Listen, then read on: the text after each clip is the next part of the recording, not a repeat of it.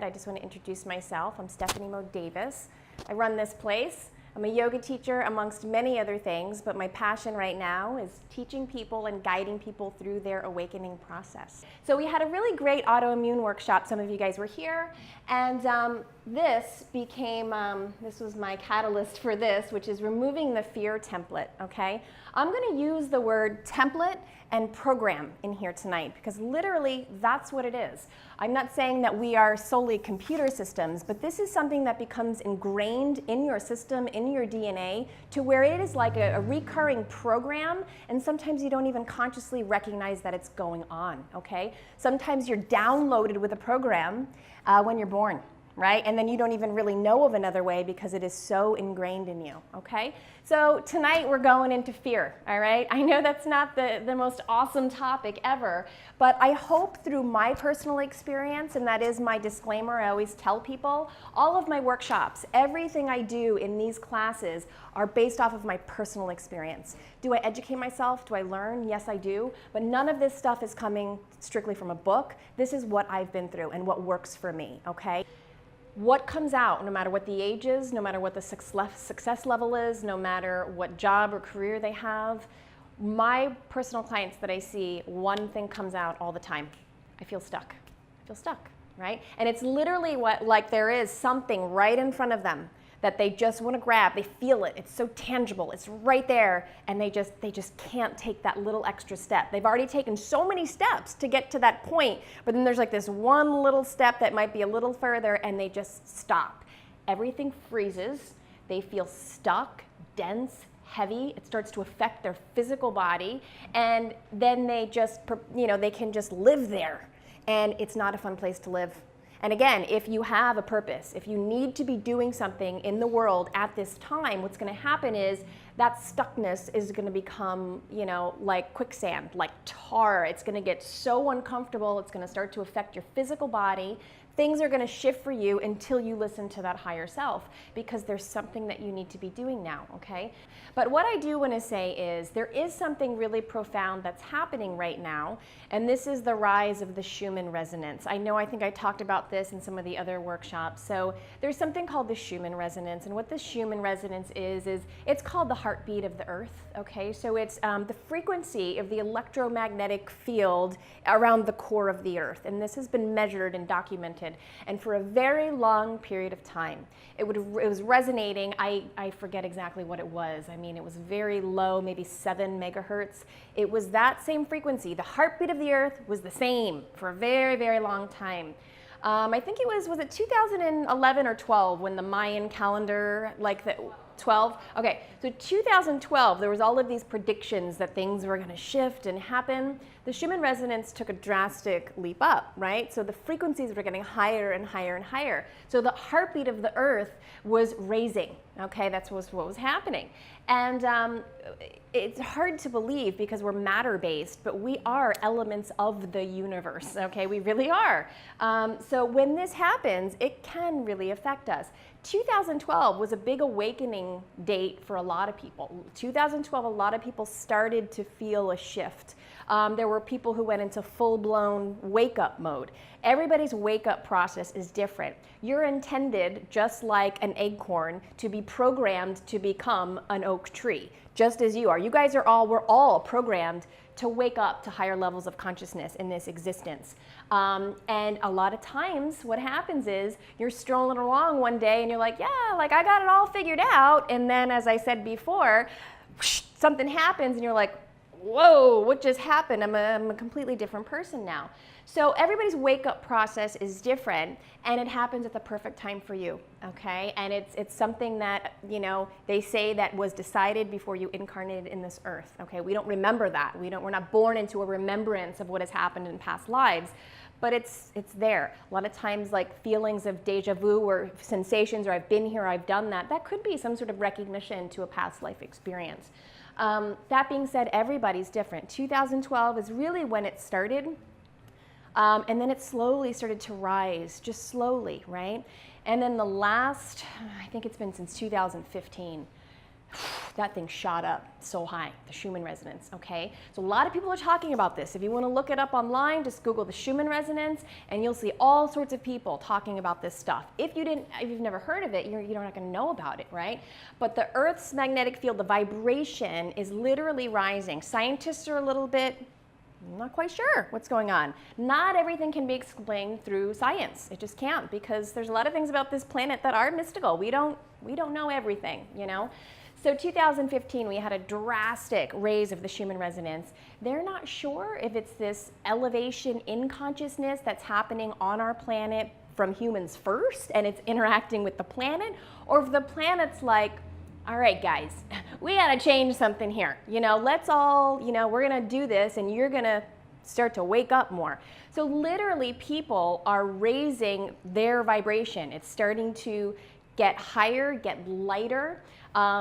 You know, and it can affect people very differently. And if you have no idea what this is, but you're feeling strange symptoms that are unexplainable, you've been to the doctor, you're feeling depressed or anxiety ridden, you're not quite sure, you're feeling stuck, all of that kind of stuff, which we talked about in the Raise Your Vibration workshop, you could be starting to go through this awakening process, okay? But let's get into the fear template or program, okay? So I have here fear, an unpleasant emotion caused by the belief that someone or something is dangerous, likely to cause pain or be threatening. You can experience terror, panic, dread, and distress. So as I said, panic and anxiety come along with fear, all right? They're all kind of lumped in a similar category, all right? When you feel anxious, it's a horrible feeling. It's an energetic feeling. There's a lot of energy behind being anxious. This morning in classes, we were discussing about transmuting energy, okay? So we can't see energy, but I believe all of us in here are very clear, and we know that energy is very palpable and very, very real, okay? You can feel it, right? Most of us in here are probably empaths or have that quality, all right, where you pick up on other people's energy. That will be a workshop, because if you are an empath and you have skills, you got to learn how to navigate that. Because if you all of a sudden are picking up this person's crap and this person's crap and this person's crap and your parents' crap and this crap and this crap and the cat down the road's crap, you're going to be in trouble. You have to learn how to process all of that stuff, or that will affect you. That energy will affect you. All right, so a nice little phrase, you guys I'm sure have all heard this, but fear, false events appearing real. Okay, I mean, it's so simple, but that's really what it is. What are we scared about if it hasn't happened yet, unless we're comparing it to a past experience? Okay, this is how people get stuck a lot, is they say, oh, I've done that before and that didn't work out right for me. So I'm not going to go ahead and do that again. I'm going to just stop, right? I failed at that before, so it's not good. And as Terry said, a lot of times this can be passed down through the bloodline. Okay, so if you have a family member, or, you know, and it's generational too, right? I mean, do you remember, don't go outside, you're gonna get this, and don't do that, and you're gonna get this, and there's a lot of fear around people getting hurt. Think about that. If, you know, that particular generation, say their parents, maybe they were in the Holocaust, or they went through severe poverty. So they were brought up in what that was like. So things can really trickle down into your DNA without you really even being aware of it, okay? All right, so some other feelings and emotions that are a little more positive and more opposite of fear would be hope and trust and faith, shifting yourself, purpose, joy, abundance, security, and love. Okay, so some people think that the opposite of love is hate. The opposite of love is fear. Okay, that's really what it is. So what we need to do, as somebody said, Libby, you need to identify what your fears are and start to observe your shadow side. All right, so when spirituality started to, well, spirituality's been around for a long time, but there was this big surge of really yoga was a big thing that started happening. I mean, it's kind of funny, but it was really Madonna when she started doing yoga back in, like, I don't know, it was like the late 90s, although yoga was here before that. But there started to become some public figures that started doing yoga, and at that time, all of a sudden, yoga started getting kind of popular, right? And then it just started to grow and grow and grow here in the West. Here in the West, yoga is a little bit different than it was traditionally practiced, and we have found a way to kind of completely morph it into things that it shouldn't be as well, unfortunately, but you know, this happens. So when we get into spirituality, and this is a personal experience that I had, And I can relate with why all of you guys are here as well. I don't think nothing is a coincidence. I believe that every soul is in this room for a purpose, and we probably all have a very similar template, okay, including myself. So your shadow side.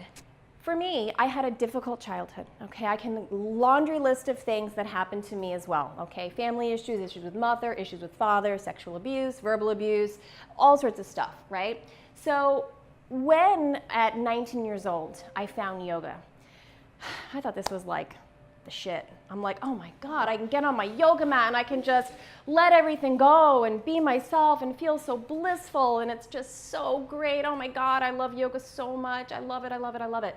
So I got really into yoga, okay?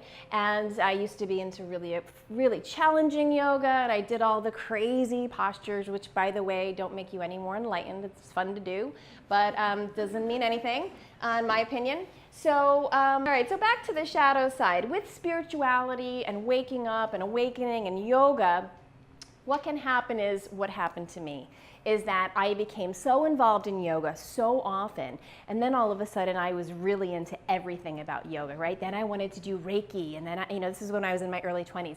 Then I'm going over here to see a shaman, and then I'm going to the crystal shop, and then I'm saging, and I'm just like, straight up, mystical, witchy woman all over the place. You know what I was doing? I was spiritually bypassing my problems, okay? So yeah, it was good. But when you are a healthy person, there's the sun and the moon. There's the light and the dark in every situation in life, okay? So when you get into a spiritual practice and it's like love and light all the time, nothing else matters, it's all love and light, you are totally not honoring the moon quality of everything. Everything is both, okay? So because my childhood was way over here, right? Terrible. I was way over here with my spirituality. I call that spiritual bypassing. I only wanted to be over here. When I couldn't be over here, I didn't feel good. If I couldn't do yoga and do all of my stuff I wanted to do, I didn't feel right, right? So eventually I had to learn, wait a minute, there's a little bit more to this process than just always being over here. And that's when stuff started arising that didn't feel real good, okay? But that was me actually doing the work, okay? When you do the work, it's not pretty. It's ugly. It's scary. It's sad. You face things that you've maybe stuffed in, or things start arising, and it's not pretty, okay? But you're doing the work, right? You deal with it. Maybe you need to see a therapist. You talk to friends about it. But usually if something is arising in you, if it's negative, it's coming up to be purged or cleansed from your system. So don't think negatively when you're feeling negative all the time. Sometimes it's something that's arising to be cleansed. That's how I look at it now, and that's helped me a lot, because then I don't sit in that negative emotion for a very long time.